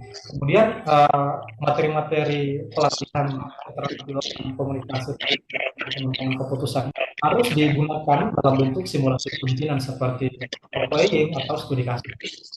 Selain itu, pengembangan itu ada juga pengalaman praktis. Nah, pengalaman praktis ini bagaimana peserta itu dan kesempatan untuk memimpin kegiatan-kegiatan kepramukaan. Dengan begitu, kita akan mendorong mereka untuk menjadi mentor bagi anggota lainnya dalam kehidupan. Komponen yang lain itu adalah kolaborasi dan kerjasama tim. Jadi kita mengajarkan bagaimana pentingnya kerjasama dan empati dalam kepemimpinan kepada peserta didik kita di gugus depan. Nah, kita menerapkan dalam bentuk metode diskusi, kemudian kerja kelompok untuk mengasah keterampilan interpersonal mereka dalam kolaborasi dan kerjasama tim tadi. Kemudian ada komponen kunci seperti adaptasi dan inovasi. Ini juga salah satu komponen kunci ya, yang beradaptasi dengan situasi yang berubah. Misalnya bagaimana peserta didik itu harus mampu mengintegrasikan pendidikan kepramukaan ini itu dengan teknologi. Ya, komponen kunci yang terakhir yang dari saya terkait dengan kepemimpinan beretika dan bertanggung jawab. Ini sangat penting. Cuma seseorang itu dalam gerakan pramuka, dia itu cerdas. Dia paham tentang materi kepramukaan, tapi tidak punya etika, tidak bertanggung jawab, tidak loyalitas. Ini yang sangat dikhawatirkan. Karena beberapa orang ketika menganggap diri bahwa dia sudah mampu, maka dia kadang-kadang juga meremehkan skill orang lain seperti itu. Makanya komponen kunci yang paling penting itu juga adalah salah satunya kepemimpinan beretika dan bertanggung jawab. Nah, kita bisa menanamkan komponen ini melalui nilai-nilai kejujuran, keadilan, dan tanggung jawab sosial dalam kepemimpinan. Kita berikan contoh nyata dari kepemimpinan yang memiliki integritas tinggi itu seperti apa.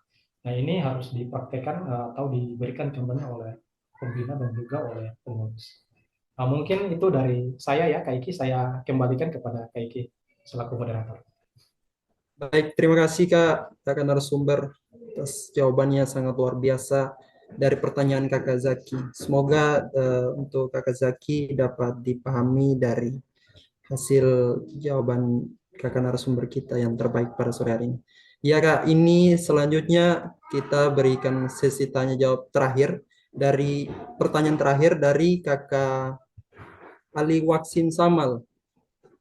Ya, izin dengan pertanyaannya Kak, apa solusinya untuk seorang pembina yang tidak memiliki lisensi dan juga pengalaman kepramukaan untuk menjawab tantangan pendidikan kepramukaan yang dihadapi saat ini seperti materi webinar? Yang kedua, apakah seorang pandega yang telah menyelesaikan SKU pandega dapat dikatakan sebagai pembina atau pendamping pembina? Atau tidak Kak? Sebab seperti apa yang disampaikan oleh Kakak bahwa menjadi seorang pembina atau pendamping pembina minimal berlisensi KMD. Dan yang ketiga, apa tanggapan Kakak untuk seorang pandega yang sudah pandega tetapi belum selesaikan SKU pandega? Poin KMD terus melakukan pembinaan. Ya, jadi seperti itu Kak, pertanyaan dari Kakak Ali Waksim. Dipersilakan untuk Kakak narasumber. Terima kasih ya Kakak moderator. Pertanyaan kali ini menyentuh banget ini. Jadi KMD itu perlu kita pahami sebagai kursus mahir dasar, lisensi pembantu pembina. Bedanya kakak di penegak dengan kakak di Racana Penegak itu sudah ikut serta membangun masyarakat, sehingga mereka dikategorikan sebagai anggota muda dewasa. Nah, anggota muda dewasa yang dimaksud di sini adalah anggota gerakan pramuka yang memang usianya peserta didik, namun sudah bisa membantu membina di gugus depan dengan status sebagai pembantu pembina bila mana dia sudah pandega karena sudah KMD tadi. Yang berikut sudah pandega tapi belum KMD. Nah, itu repot Kak. Yang jelas kan harus KMD dulu baru pandega. Di semua regulasi tidak ada yang mengatur bahwa seseorang itu harus dilantik dulu baru KMD untuk Racana Pandega.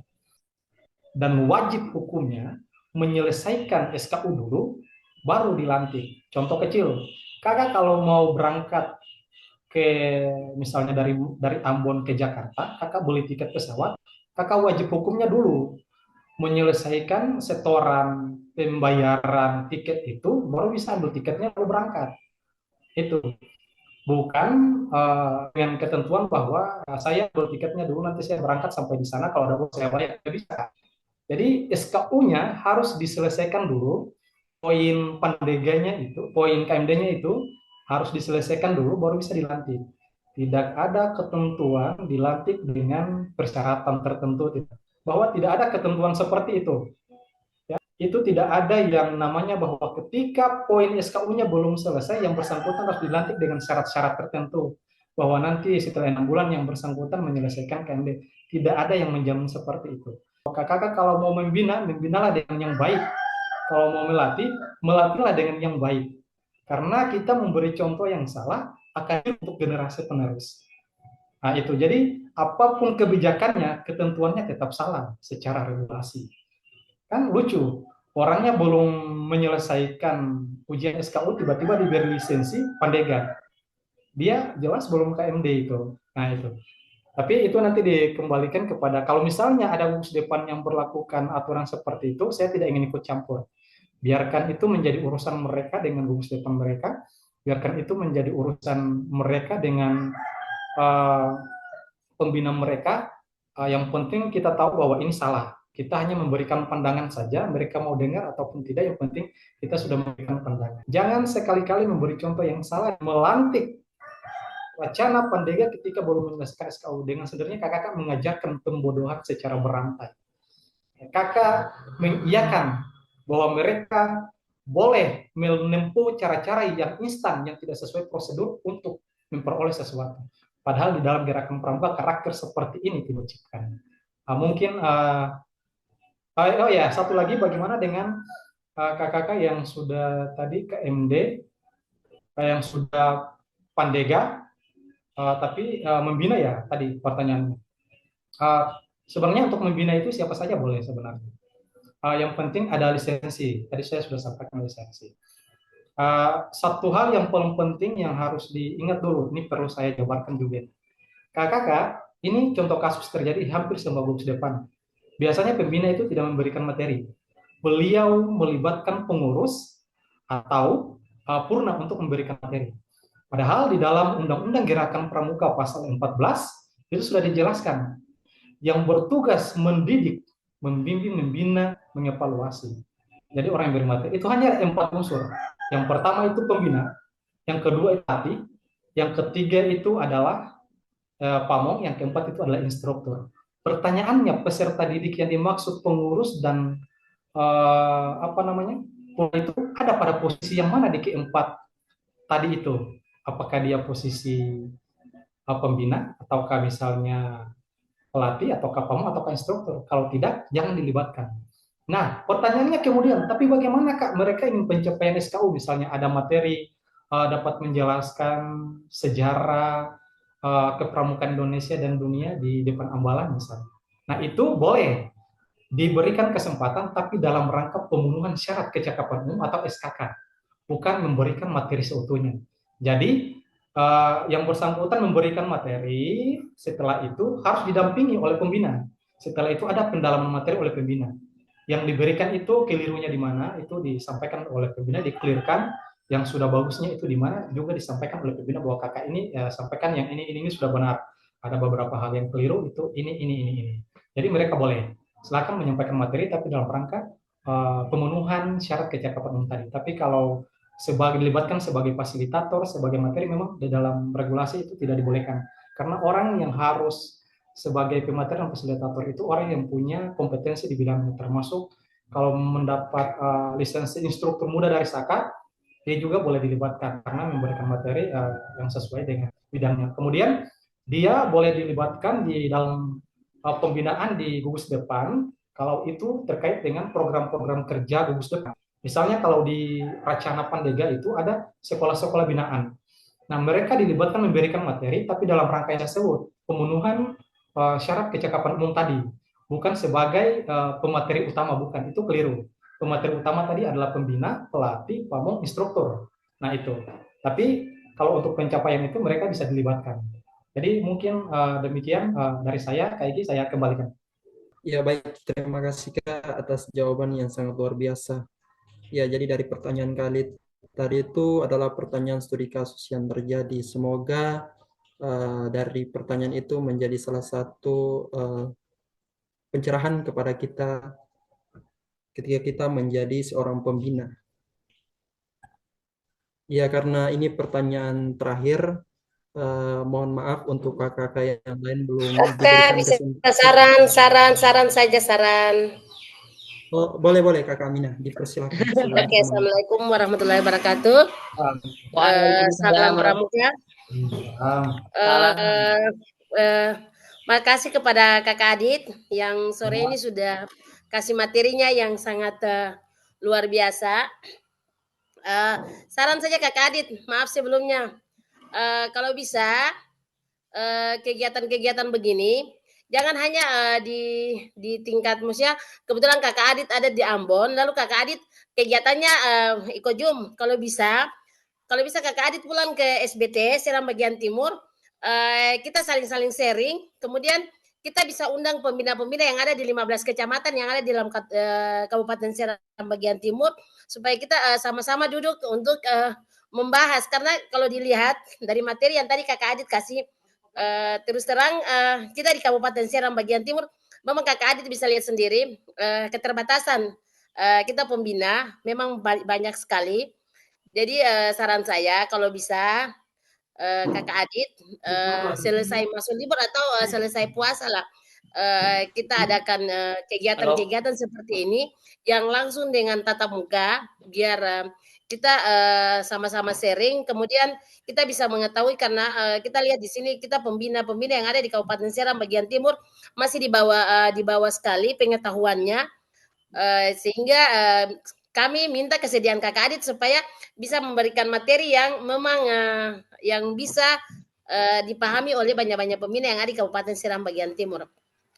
Itu saya kakak Adit, tapi materi yang kakak Adit kasih sore hari ini memang materinya luar dari biasa. Saya terus terang saya salut dengan materi yang tadi kakak Adit sampaikan. Itu saja. Kemudian kakak Adit kalau bisa materinya itu di-share di grup biar kita sama-sama belajar. Mungkin itu saya dari saya. Assalamualaikum warahmatullahi wabarakatuh.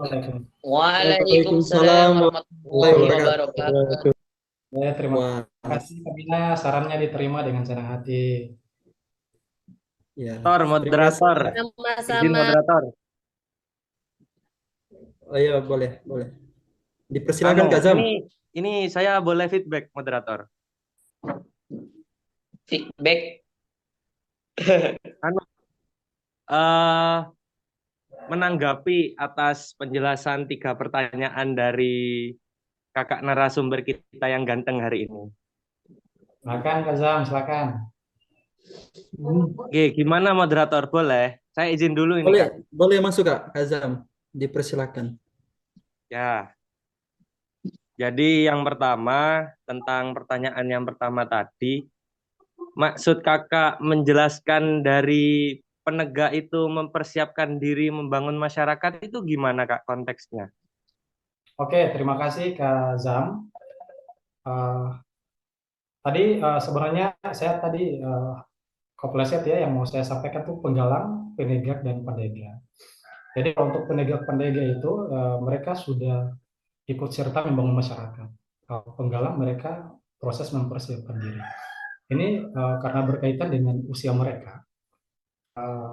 Gerakan pramuka di materi usia dan kebutuhan peserta didik itu, usia penegak dan rencana pendega itu rata-rata adalah usia yang siap diterjunkan ke dunia masyarakat untuk melaksanakan pengabdian terhadap masyarakat. Jadi di penggalang mereka belum ikut serta membangun masyarakat, mereka masih mempersiapkan diri karena memang usia mereka itu belum matang.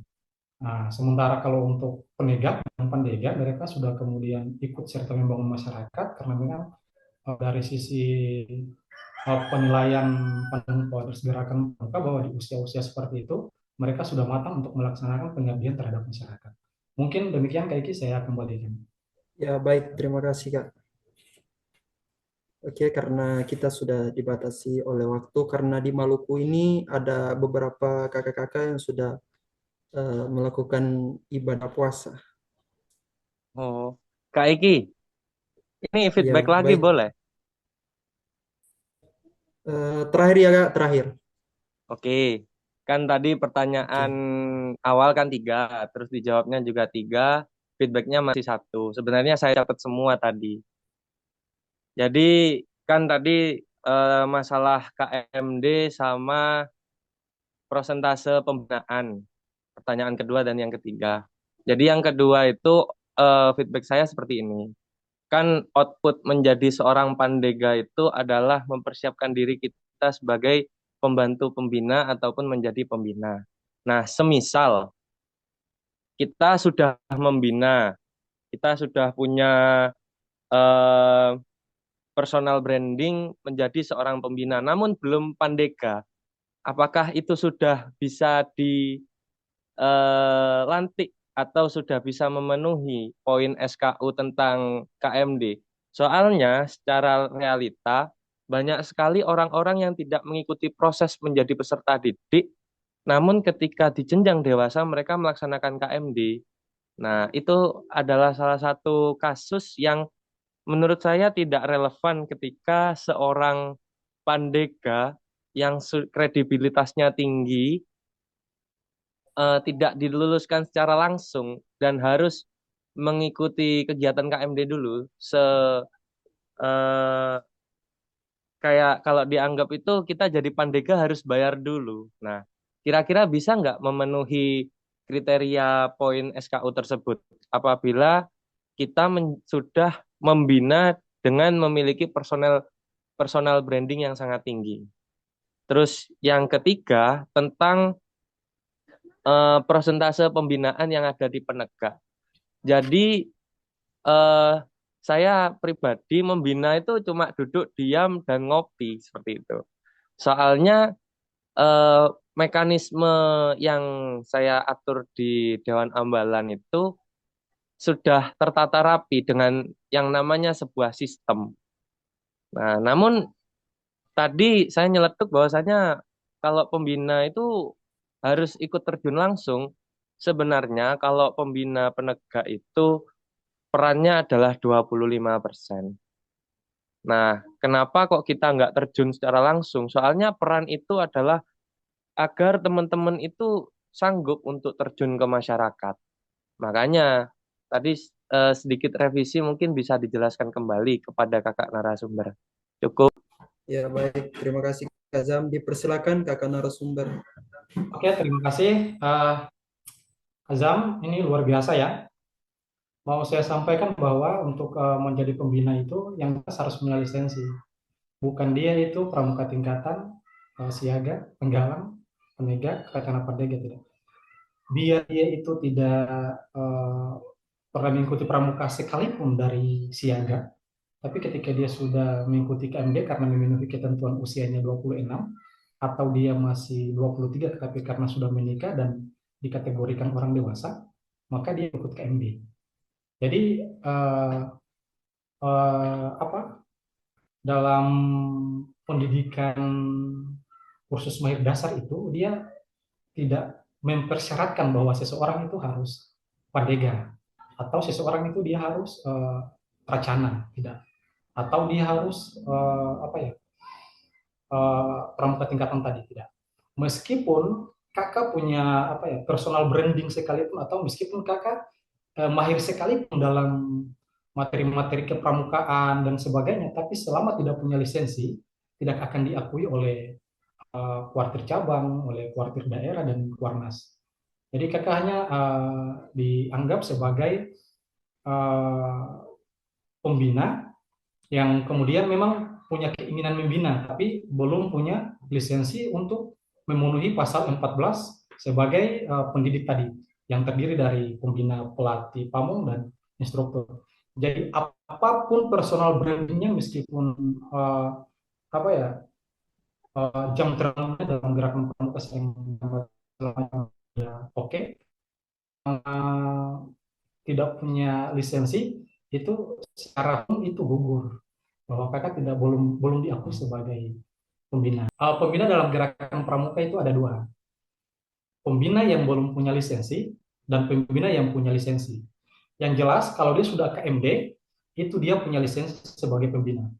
Tapi kalau dia membina di gugus depan dan belum punya lisensi, itu dikategorikan yang tadi saya bilang yang pertama, pembina yang tidak punya lisensi. Tapi dia punya diperkuat dengan surat tugas dari Mabigus. Itulah kenapa dia secara organisatoris dia punya kedudukan yang kuat di gugus depan karena disurat tugaskan oleh Mabigus, tetapi secara kelembagaan gerakan pramuka dia tidak punya lisensi, jadi tidak kuat. Oke, mungkin begitu Kak Zam. Ada tanggapan? Silakan. Berarti nggak penuh ya, Kak? Ya. Oke, Kak. Lanjut ke feedback yang kedua tadi. Oke, yang berikut terkait dengan pembina yang terjun langsung. Memang Undang-Undang Gerakan Pramuka sudah mewajibkan Kakak, bahwa yang bertugas pasal 14 itu mendidik itu ya pembina pelatih pamong dan instruktur, bukan yang lain. Jadi sebagus apapun eh, mekanisme sistem yang kita atur, yang jelas itu butuh pengawasan dan kontrol pembina. Dalam pengertian yang lain, kita kenal dengan pendampingan. Jadi kalau tadi kakak bilang saya cuma duduk-duduk, ya boleh, kakak boleh duduk-duduk. Penting kakak itu ada di situ dan memantau secara langsung. Yang tidak dibolehkan, mereka ngatur kakaknya di rumah. Itu tidak dibolehkan, Kak. Gitu. Jadi kakak cuma duduk, pangkok kaki sambil ngopi, lalu perintah, Kak tolong bikin ini. Kehadiran kakak terlibat langsung, itu yang saya maksud terjun langsung. Ada di lapangan. Jadi kakak memantau langsung, jangan sampai ada hal-hal yang tidak diinginkan terjadi. Yang tidak dibolehkan itu kakak tidak ada. Ya. Jadi kakak cuma mau sambil ngopi-ngopi, sambil main game, lalu perintah, Kak Iki, benderanya belum turun, segera eksekusi, upacara penurunan bendera. Terserah kakak kalau teriak-teriak juga boleh. Yang penting kehadiran kakak itu terlibat, terjun langsung, ada di lapangan. Itu yang dimaksud dengan terlibat langsung atau terjun langsung, Kazam. Silakan Kazam.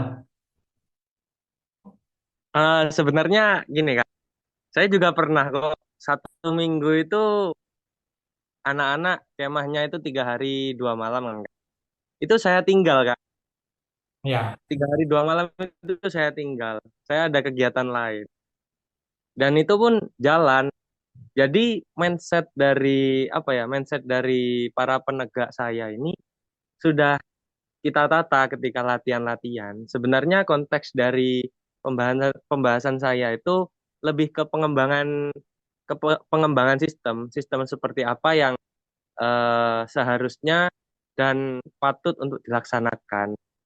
Nah, bukan kalau dibilang saya duduk ngopi ya tiap hari sih. Cuma saya pernah kok dan sering malahan saya tuh cuma datang di upacara penutupan gitu Kak. oke baik Kak. Saya ini mungkin sudah menjadi sistem ya di dalam rumus depannya Kazam.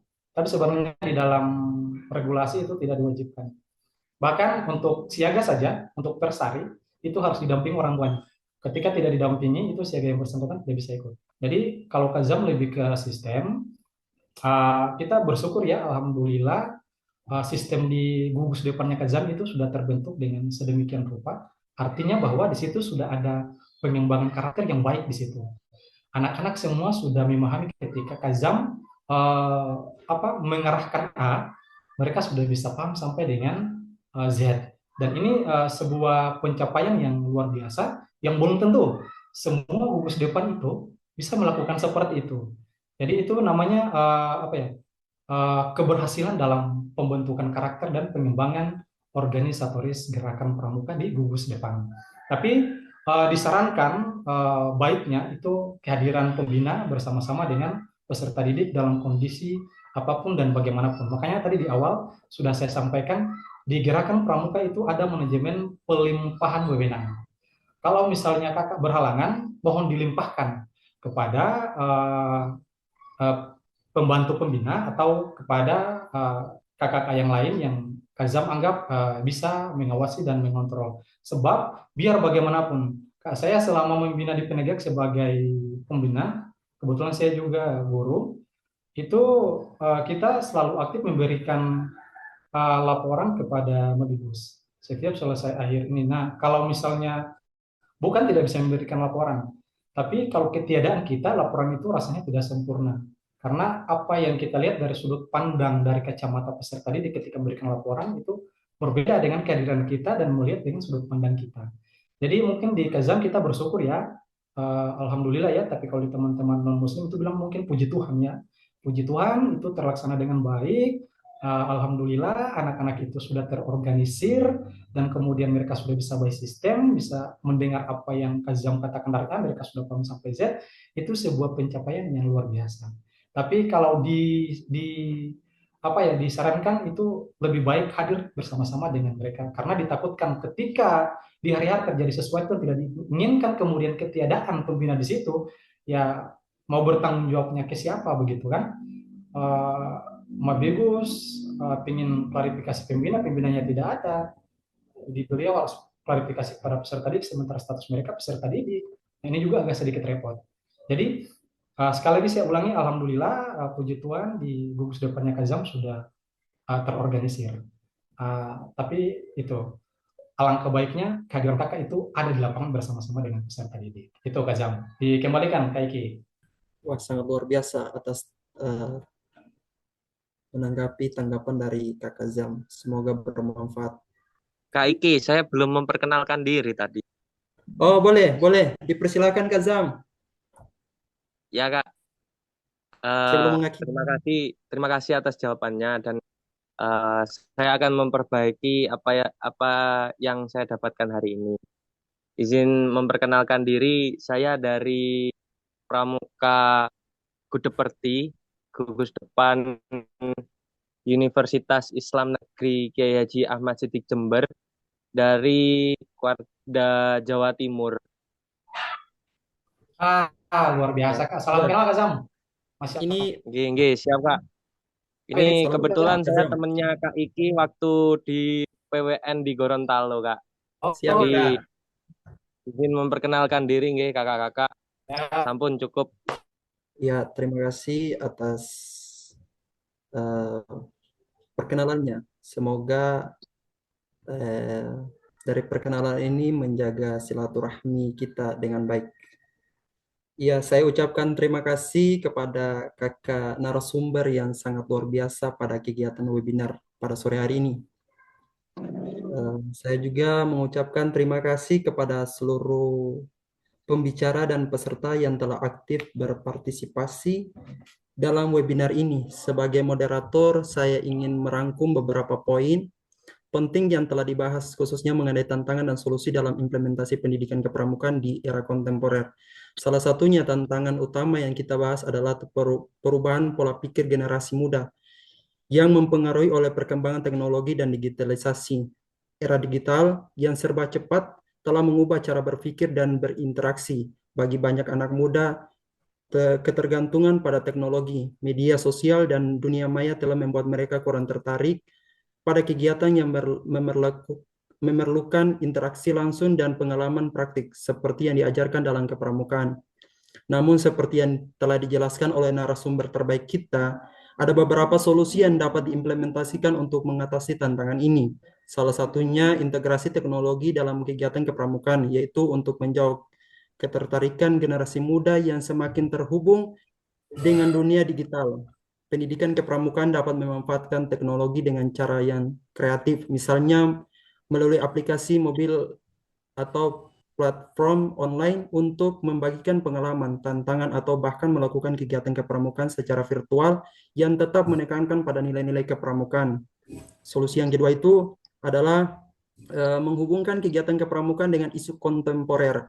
Kepramukaan harus relevan dengan kehidupan masa kini, mengkaitkan kegiatan kepramukaan dengan isu-isu sosial seperti keberlanjutan lingkungan, kewirausahaan sosial, dan pengembangan keterampilan abad 21 dapat menarik minat peserta didik yang semakin tertarik dengan hal-hal yang berhubungan dengan dunia digital dan perubahan zaman. Dan yang ketiga itu pendekatan yang menekankan keterampilan sosial dan kepemimpinan. Meskipun digitalisasi membawa banyak manfaat, kita tidak bisa mengabaikan pentingnya keterampilan sosial, kepemimpinan, dan kerjasama yang diajarkan dalam pramuka. Oleh karena itu, kita perlu menekankan kepada peserta didik bahwa kepramukaan memberikan pengalaman yang tidak bisa digantikan oleh teknologi. Pengalaman kehidupan nyata yang membentuk karakter dan keterampilan penting untuk masa depan mereka. Dengan solusi-solusi tersebut, kita dapat mengupayakan bahwa pendidikan kepramukaan tetap relevan dan efektif meskipun dihadapkan pada tantangan besar yang disebabkan oleh perubahan digital dan pola pikir generasi muda. Semoga webinar ini dapat memberikan wawasan baru dan mendorong kita semua untuk terus berinovasi dalam mengimplementasikan pendidikan kepramukaan di era kontemporer. Saya juga mengucapkan terima kasih dan semoga kita semua dapat terus berkontribusi untuk kemajuan pendidikan kepramukaan di Indonesia. Mohon maaf Apabila ada salah kata, ucapan ketika saya memoderasikan kegiatan webinar ini, mohon dimaafkan. Billahi taufiq wal hidayah. Wassalamualaikum warahmatullahi wabarakatuh. Dan salam pramuka. Waalaikumsalam warahmatullahi wabarakatuh.